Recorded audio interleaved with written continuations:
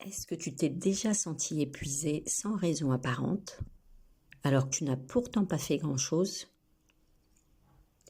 Et si la vraie cause n'était pas ton travail ni ton sommeil, mais simplement le bazar autour de toi? Dans cette vidéo, je vais t'expliquer pourquoi le désordre vide ton énergie au quotidien, et surtout comment t'en libérer grâce au minimalisme.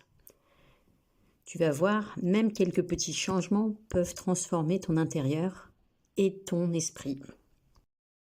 Dans cette première partie, on va voir pourquoi le bazar épuise ton énergie. Premièrement, c'est la surcharge visuelle. Ton cerveau scanne en permanence tout ce qu'il voit. Quand ton environnement est encombré, il est bombardé d'informations inutiles. Résultat, tu consommes de l'énergie mentale même sans t'en rendre compte.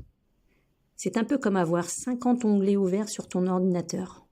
Ça rame, ça fatigue.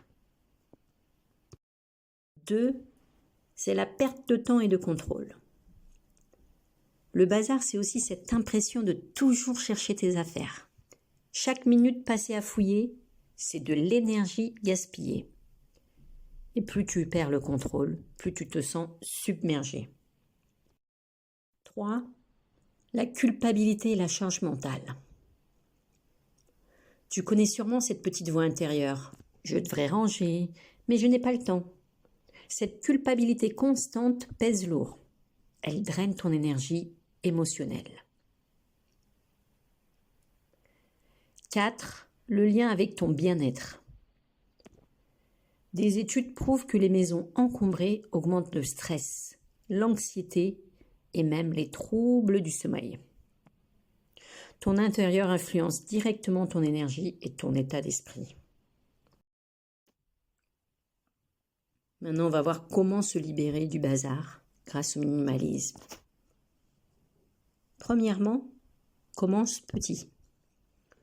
Oublie l'idée de tout ranger d'un coup. Choisis une petite zone, un tiroir, une étagère et attaque seulement ça. En quelques minutes, tu crées une victoire immédiate. 2, la règle du 1 qui entre, 1 qui sort. Chaque fois que tu fais entrer un bazar chez toi, fais-en sortir un autre.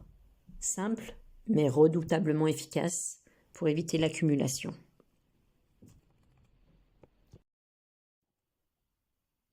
En troisième point, fais une routine courte. Consacre seulement 2 ou 3 minutes par jour, le soir par exemple, à remettre en ordre. Ce petit rituel devient vite automatique et il t'évite le chaos. 4, tu priorises les zones visibles.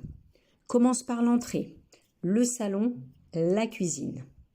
Ces espaces influencent ton humeur dès que tu les vois. Et 5e, adopte le minimalisme. Le minimalisme, ce n'est pas vivre avec presque rien. C'est simplement garder ce qui t'apporte vraiment de la valeur, ce qui te sert, ce qui t'inspire, ce qui t'apporte de la joie. Tout le reste, c'est du poids inutile. Dès aujourd'hui, choisis un petit coin, libère-le du bazar et observe ton énergie. Tu seras surprise de voir comment tu respires mieux immédiatement. Si tu veux continuer sur ce chemin vers un intérieur plus léger et plus apaisé, abonne-toi et active la cloche pour ne rien manquer. Et si tu veux aller encore plus loin, je t'invite à regarder ma vidéo « 7 routines pour une maison toujours rangée ». Tu y découvriras des habitudes simples qui complètent parfaitement ce que je viens de partager avec toi. Je te mets le lien juste ici.